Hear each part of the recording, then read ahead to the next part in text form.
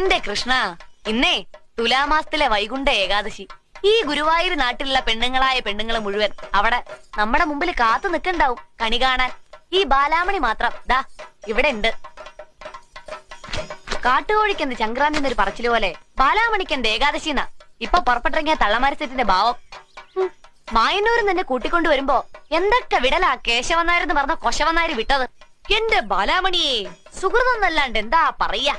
രാവിലെ നിർമാല്യം തൊട്ട് വൈകുന്നേരം ദീപാരാധന വരെ പൂജകൾ ഓരോന്നും മുടങ്ങാണ്ട് ഗുരുവായൂരപ്പനങ്ങടെ തൊഴാന്ന് വെച്ചാ അത് പൂർവജന്മ സുഹൃത. ഇതിപ്പോടെ വന്നിട്ട് ദിവസം 10 കഴിഞ്ഞു.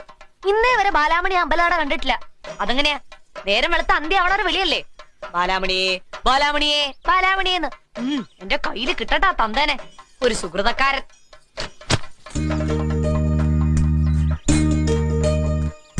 നമ്മള് വലിയ അത്ഭുതങ്ങളൊക്കെ കാണിക്കണ ആളല്ലേ. എന്നെ ഒന്ന് അങ്ങോട്ട് വിളിപ്പിച്ചൂടെ ആ അമ്പലനടയിലേക്ക്? എന്തേ? എന്തു പറഞ്ഞാലും ഒരു കള്ള ചിരിയും നോട്ടും.